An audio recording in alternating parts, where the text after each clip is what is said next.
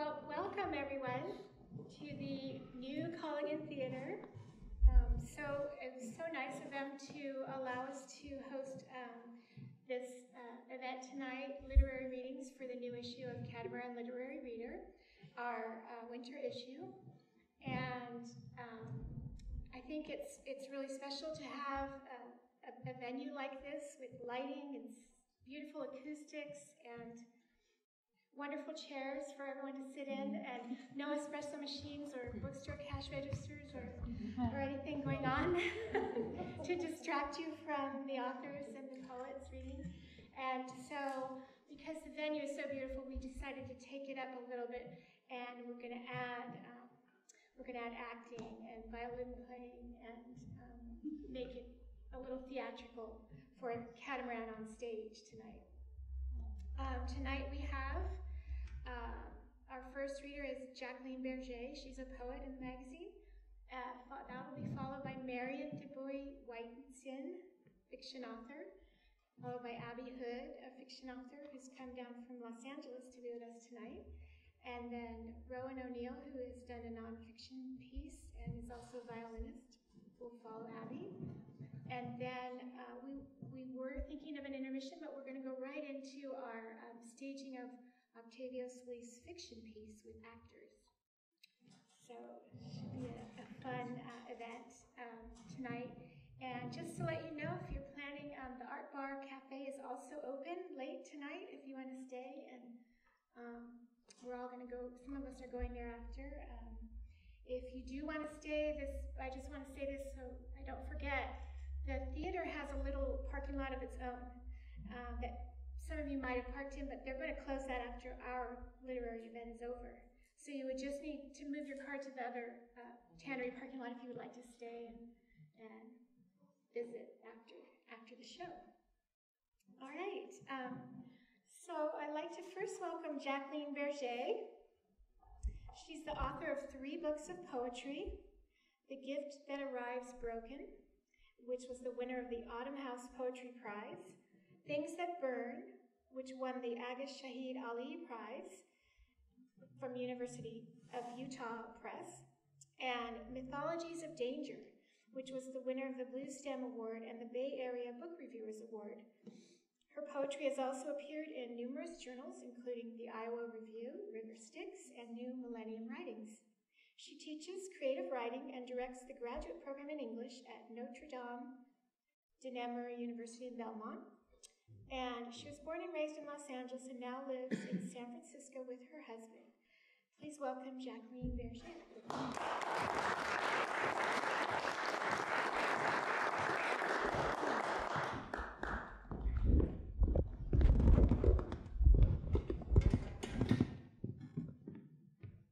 Well, thank you, Catherine. She's really upgraded my name.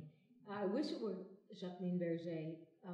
Usually I just go by Jackie Berger, but that works too. That's lovely.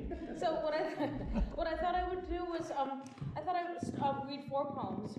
The first one will be the one that was published in the edition of Catamaran, and then I'll read 2 from my most recent book, The Gift That Arrives Broken, and then I'll end with one from my new manuscript, which is also where the poem from Catamaran is housed. In Catamaran, the poem is called Gone, but I'm actually playing with the new title of Without. Anyhow, Without/Gone. Could you do without your title, your office, its little window? Could you do without paper clips, the parking permit? Could you do without eco mode, the spin cycle? Without cast iron, the Dutch oven? Without olive oil, green garlic? Could you do without apples, the blender, the toaster? Do without the timer and the microwave you use for so many purposes? Could you do without time, broken into 15 minutes, into 8? Do without the clock, the calendar, 10 years ago or 20? Could you do without your dead? Do without dragging them back from wherever it is they've gone? Do without the nightgown, the robe, the pillow, without the medicine cabinet, the vials and tablets? Could you forego the glass of water on the night table? Could you go without night, without its minutes in the dark before sleep, without the one who lies next to you, without whom you would wander the sea's lost vessel looking for home? Could you do without home? Its pitched roof, its hill, its sign that says hill? Do without the dog in the window, without his barking when a stranger approaches? Could you do without the stranger bearing witness or asking for money? Could you do without money, the 20s folded into your wallet, the money in the bank you never see, the system of money, the spinning of its wheels, its engines like air? Could you do without engines, without clockworks, combustion, without the revving to start, the humming inside as they run?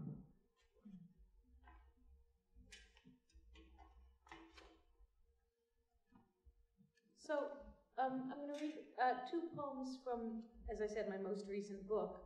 Yeah, don't know if it needs a lot of explanation. This is mine.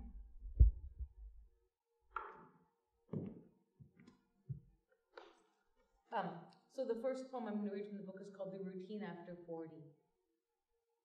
Because my mother doesn't ask questions, not the way I would, grilling the oncologist until she ripped a corner off the examining table paper and drew it out. I don't really understand what it means to have the markers for cancer. But later in the week, the technician giving me a mammogram is surprisingly clear when I ask her, and reassuring. Everyone's body produces cancer cells all the time, she tells me. She's blonde and ample, looks like someone who could fix a leaky sink, then make a pie to take to a party. But we slough off the irregular cells, catching early whatever bad is pitched our way. Listening to her, I love my body, its diligence, the hard work I know nothing about. Markers in the blood show the body no longer able to do this. I've shed my paper jacket, the one handed to me so I would feel less naked as my breasts lay on the glass plate like fish on ice. When the jacket slipped, I let it fall. So now I'm standing here topless with a little sticker like a pasty on each nipple, a reference point for the radiologist. The technician and I have passed the formality of modesty. Bad things bombard us daily, but for years we are stronger than what will kill us. You can get dressed now, she tells me, but what I want is to put my head in her lap, have her stroke my hair while I tell her how much I will miss my mother when she is gone. The markers of grief, because my body will accommodate the vast loneliness of my life without my mother. My head in the technician's lap, her fingers lacing my hair, tell me again about how hard the body tries, how most of the time it wins.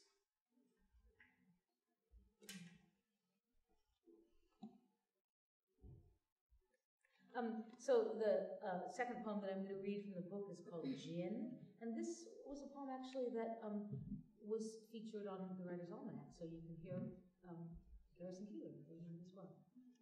Gin. I like a green olive, stuffed with a pimento, after it has been submerged for some time in a martini. I like to go downtown with my husband, sit in a booth at the Grand, and let the drink rub the edge off the inane fight we had about the furniture salesman and whether he treated us fairly, my view, or whether he tried to put one over on us, my husband's view. In some moods, we'll fight about anything, just to make the other carry the weight of anger we lug all day through our lives. But that moment when we climb into bed on a winter's night, letting our bodies lie down, letting the day be over, is not unlike the way gin loosens the rope, lets float the raft into its stillest waters. Happy hour, when the landscape loses its daylight meaning as it slips into the silk of dusk before night pours down its jazzy notes in a cathedral of crushed velvet. We are sitting side by side in the booth, watching the flurry of holiday shoppers come in from the cold. By now, the salesman is a jerk or he's a hell of a guy. Either way is fine. We are talking about anything, having drifted out into the calm plainness of intimacy. Nothing profound, just a place to rest at the end of the day, the cords swinging between us gently after the bells have stopped their ringing.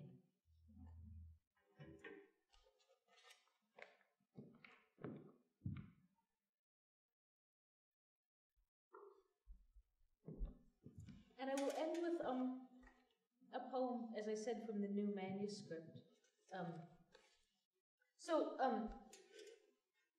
This book was about my parents' illnesses largely, and sort of reconfiguring the family and sort of reconfiguring my own identity. And then both my parents subsequently died since this was published. And so one of the themes in the new manuscript is that sort of aftermath. And I think I'm going to read a poem that's maybe some of you can relate to this, that deals with the topic of selling the family house. And my brother and I were tasked with that, and it was really quite hideous. And so I found that I had to turn to the Old Testament to really wrap my mind around that kind of thing. It's called Bible Stories, and it's in little sections. And I think you'll hear the sections. I'll just go like this whenever it's a section. Bible Stories, Burnt Offering. One child is banished to the wilderness, while the other, beloved, is bound. Abraham's the bootlicker God stands above, saying, "Give me everything you've got." How we learn to love the Father.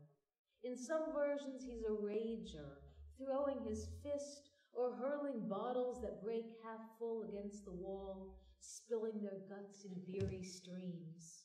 In others, he's quiet, a seeping bitter when his wound is lit. Some are into games. God to Abraham, "I didn't make you," and Abraham, "But I would have done it." God, "I didn't make you." Abe, "I would have done it." Together, "I didn't, I would have, I didn't, I would," while Isaac pulls wood chips from his hair and bleats.